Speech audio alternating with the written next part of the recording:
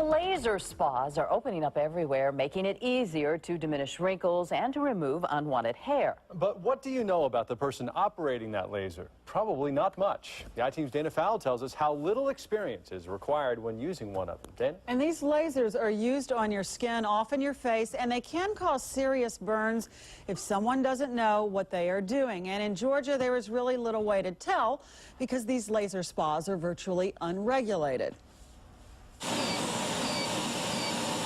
At Dr. Jay Culkin's office for laser hair removal and skin rejuvenation, a zap with a laser can help reduce body hair. For this patient, the laser is helping to reduce fine lines and even out the skin tone. Does it hurt? It's a little uncomfortable, but nothing major. When it's done, she's just a little pink. Rochelle Kochi's experience, though, with laser treatment was much different. It's a really heavy-duty cover-up now that I use. She had a 40th birthday coming up, so before the big day, she wanted her skin to look smoother, better. But she didn't go to a doctor's office. She went to one of Bellavoy Laser Skin Center's 2 Georgia locations. Rochelle says she felt with the first zap, the laser was too intense. And I'm like crunching my fist. I said, it still really hurts. And she said, well, you know, I can have this higher, but I'm not going to go higher. I'm thinking, higher? Are you kidding me? It really hurts. When it was over, she didn't feel younger or better looking at all. She was covered in welts and blisters, and the pain didn't stop when the laser did. She says it got worse. I almost felt like I'm going to pass out. It was like the pain had gotten to that level that fast. Dr. Culkin is an expert in the field of laser technology and trains physicians from around the world on how to use them. We showed him pictures of Rochelle after her laser treatment. Well, I knew exactly what I was looking at when I saw it. What happened to her? A device was used on her face that had a wavelength that was too strong for her skin color. How could something like that happen? Well, to buy a laser for hair removal or skin rejuvenation, you have to be a doctor. But right now in Georgia, there are no rules about who can use these lasers. So if somebody like myself wanted to use this laser on somebody else, I could, even though I have no training. These are inherently safe procedures in the right hands. But in the wrong hands, they can be dangerous procedures. When she was at Bellavoy, Rochelle says the hands on her were not a doctor's or a nurse's, but a licensed esthetician's. I don't do laser stuff. I don't know what, she's the professional. I'm counting on her to know what she's doing. In a lawsuit she's filed against the company for negligence, she says the employees at Bellavoy were not competent to administer laser treatment procedures. They didn't even call to see how I was. Right now, skincare centers that use lasers are not regulated by the state.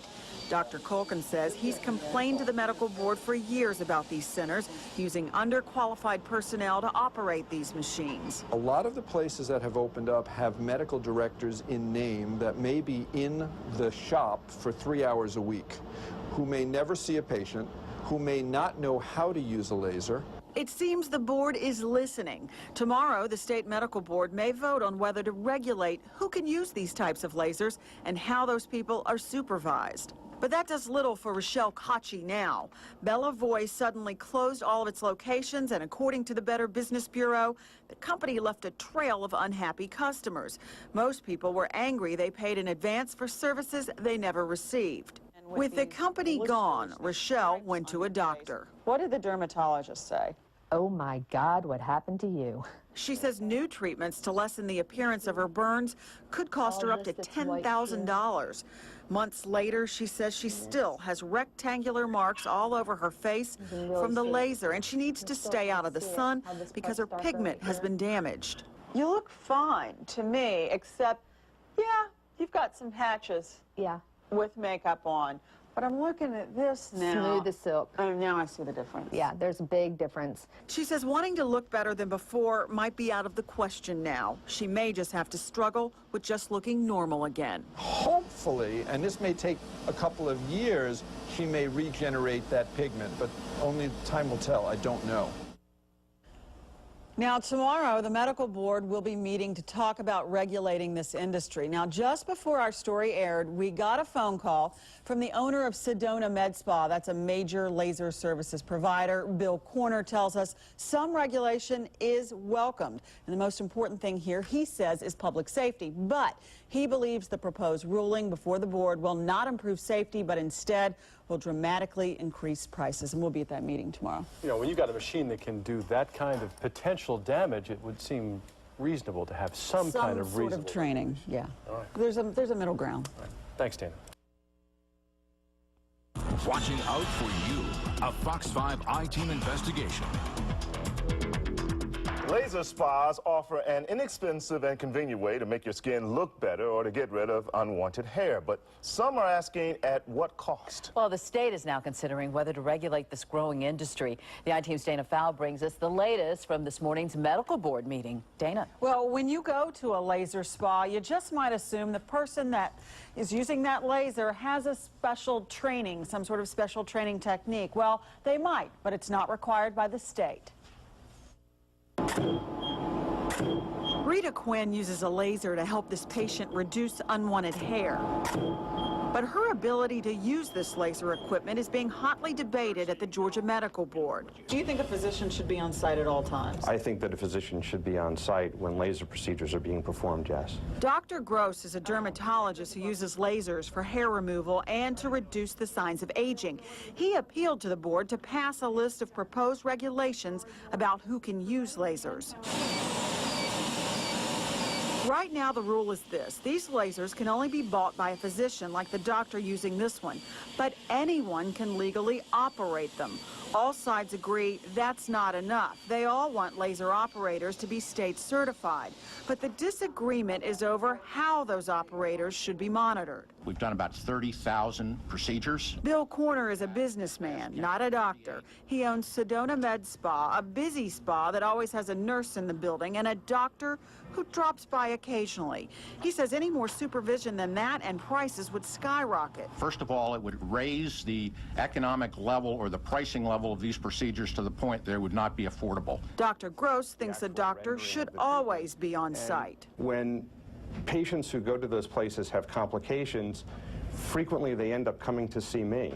And we do see in our practice a lot of complications from treatments that are rendered in a non-supervised or in a poorly supervised venue. Over the summer, Rochelle Kochi visited the Bella Voice Spa for laser treatment to make her skin look younger. Instead, she says in a lawsuit filed against the spa, she walked out with terrible burns. I look like somebody took almost like a cigarette, a square cigarette, and went along my face and burned it. It's a situation that may leave her, she says, with permanently damaged skin. But this plastic surgeon, who also owns a laser spa, says injuries from lasers in any hands are rare. Typically, those complications would be something like a superficial burn with minor blistering that would resolve very quickly with local wound care. This doctor believes lasers can be used effectively by certified technicians and would require little supervision.